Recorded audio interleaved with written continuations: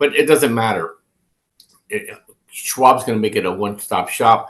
Fidelity is going to make it a one-stop shop, and so Coinbase is going to get absolutely hammered. I don't care what they say, how pretty they do it. People want simple, people want easy.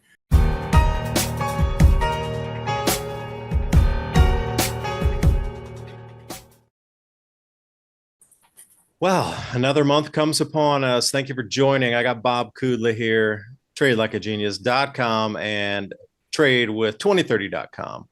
Now, every month we come at you talking about, can we glimpse around the future? We're in the season of weakness. You can definitely see the fourth turnings in play. If you didn't see the Fed live meetings talking about Basel III integrating stable coins and then dropping the reserve ratio by at least 50%, they're trying to put more liquidity in. We're going to talk about the future today. So, Bob, I appreciate you joining me, and floor's yours. It's been all up and down. News comes out, sell the news, all these things. I just don't know where the rest of the month's going to take us. You and Phil have been looking around more at that, like in the general trend on a monthly versus somebody who might be looking trading for a day or a week or, 4-hour chart, 1-hour chart, something like this. So the generalities of where we're going to be around for the next couple months through the summer, because you called it summer of weakness. Seems that we're here-ish. Summer until July 15th is usually it's easy money up. So after the 17th of July till the 15th of October is when volatility increases quite a bit. And so we had a situation here where last Friday they approved the Genius Act for crypto, and it was a sell the news event. At the same time, Coinbase went ahead and broke 3 standard deviations to the upside. It's up like 300%. Dogs and cats are living together, blah, blah, blah, blah, blah, blah. I shorted Coinbase. Coinbase has now been down $50 from there. And it's probably going to fall another $150 because at the same day, Charles Schwab came out and said, now that the Genius Act is signed, we have clarity in our business and we're going to get into Coinbase's business. Charles Schwab has 40 million customers, and probably a lot of them are Coinbase customers that don't want to try to manage 2 different brokerage houses. And Coinbase, I don't have to tell anybody listening, Coinbase is not exactly a user-friendly software support kind of company. That's an understatement, Bob. That is an understatement. You were very generous with your words there. Yeah, well, I think a lot of people are going to switch out. I mean, look, I've had nothing but problems personally with Coinbase, and I still have money trapped there. So and that's been 4 or 5 years. I can't even get a log on, can't get a hold of anybody. I'm telling a story that everybody's probably heard, but it doesn't matter. Schwab's going to make it a one-stop shop. Fidelity is going to make it a one-stop shop, and so Coinbase is going to get absolutely hammered. I don't care what they say, how pretty they do it. People want simple, people want easy. The other thing that's happening here is we actually maxed out what's called high beta stocks. This is all the stuff, all the high flyers. We call it the degenerate trade, the degens, right? Pushing stocks up every day by the dip, by the dip, by the dip. We were at record call option buying on the day-to-day basis. At some point, you just run out of the ability to keep doing that. Prices get too high, people can't get a return, and then you start getting violent reversals. And we're getting into that stage right now too. And then the other thing is that the breadth of the market, the BREADTH, the breadth is really poor. Very few stocks are carrying the indexes. Beyond that, people look at their 401k statements thinking that they're going to be doing great, and they're going to find out, why am I down? Is because your financial advisor are buying more than the Mag 7, and they're not doing as well as them. They roll over too. And then we go into a period where volatility increases into August. You have the Fed and the Treasury and Trump all fighting each other. Okay.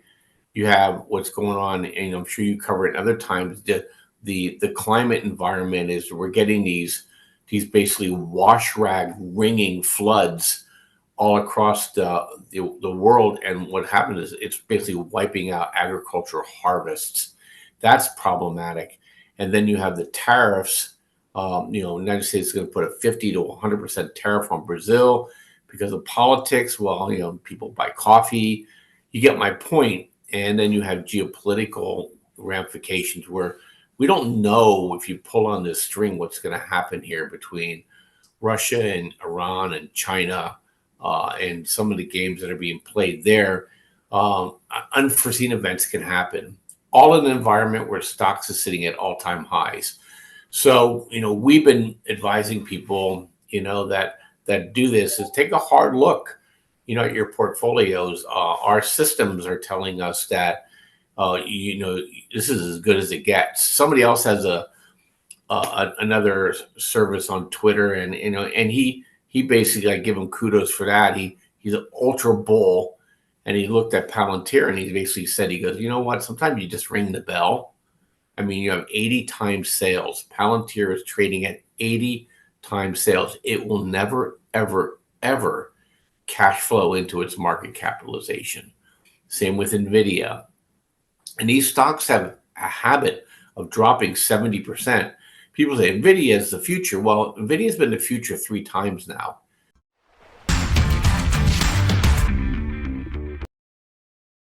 And please remember, ladies and gentlemen, every purchase you make helps keep this podcast on air, bringing you information just like this.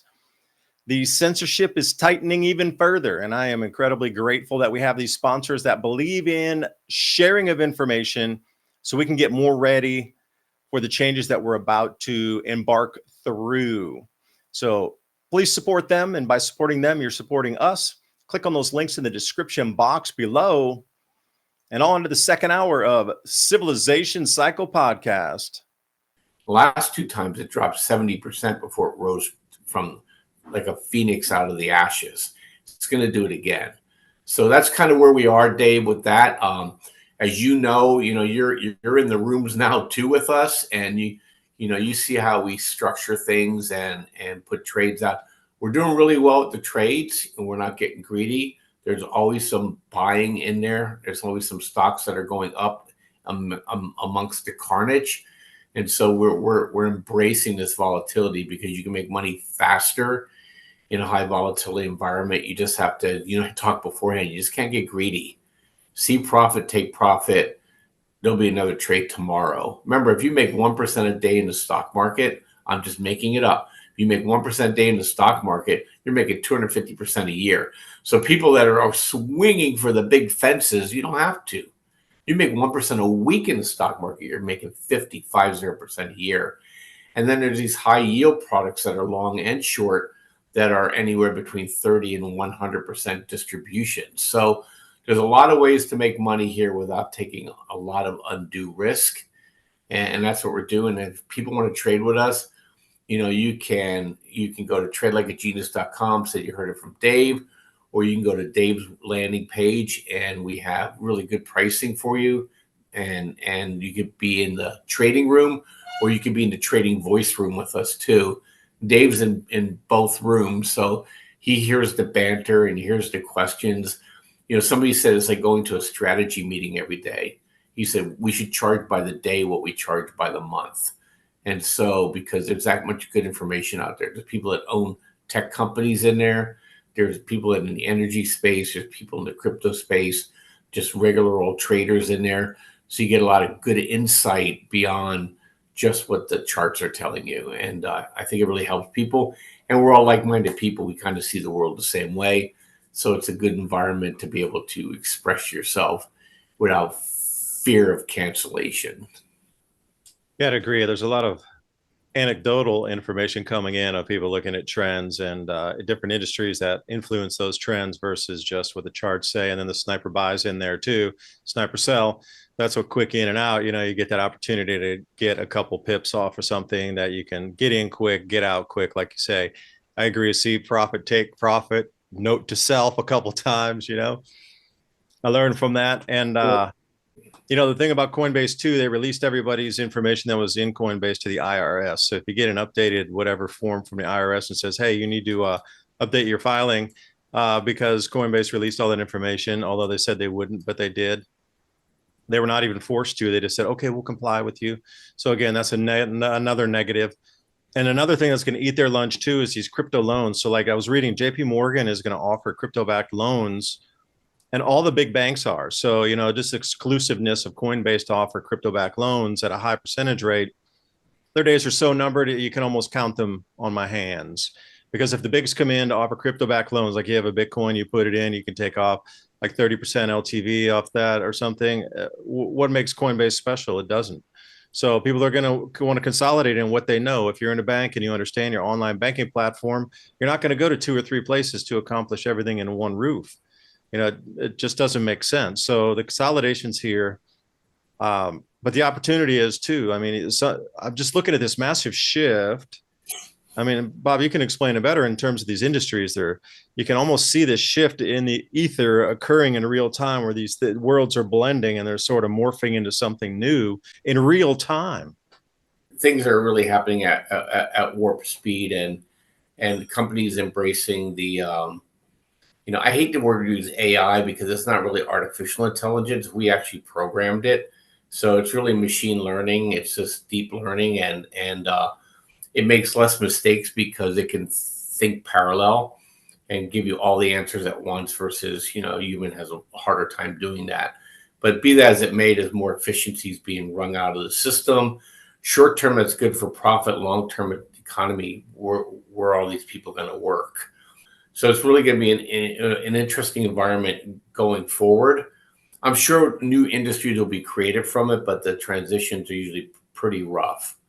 Remember World War One happened as we transitioned from the horse to the car, right? So when you have a lot of people that don't have work, and and they're hungry, you usually get changes. Look, and you got to look at. I mean, think about where the United States sits. And I don't want to be a home team bragger, but we have our own problems, but we don't have the problems that China has, and we don't have the problems that Russia has. And both of them have fatal problems right now that can manifest themselves. That is going to be very distressing. Same with Germany. Germany needs to wake up from their collective coma here, or Germany will be an afterthought nation. And so you have some really interesting things happening here. And then you have Trump blowing up the pharmaceutical industry, Trump blowing up Medicare, environment, Trump blowing up the immigration environment, Trump blowing up things left and right. And these things are all good things, but there's short-term pain associated with it. None of it's priced in yet. So you just have to, like when I say, every day I get up, I look to see where the opportunity is. Some days we day trade, some days we swing trade. And just so you know, too, if you'd like to trade with us, Phil does a lot of the day trading in the room. I do more of the swing trading. I can day trade.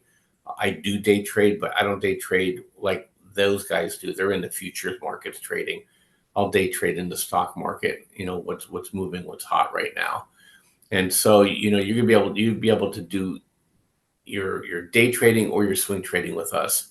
And the room's pretty fun to boot. So yeah, and I want to say the bevy of charts that are available too. So again, if you're focused on, say, 10 tokens, if you're in the crypto market, just jumping between those 10 and having windows open to be able to take a look at the different analogs, the different histograms, the different charts, and it shows you the general trend direction. Like once you match all that up, and maybe you put a couple of your own indicators in there with liquidity or something, then you got this whole gamut and this whole bevy of information that will generally be what it is depending on what time frame you're trading on. But again, the news, like you said, Bob, the news trumps those types of things. No, not for Trump and Trump, but overcomes, like a wild news article will send, things down in a second that are outside the regular norms and variables. But if you're following the charts and there's no strange news that pops out of nowhere,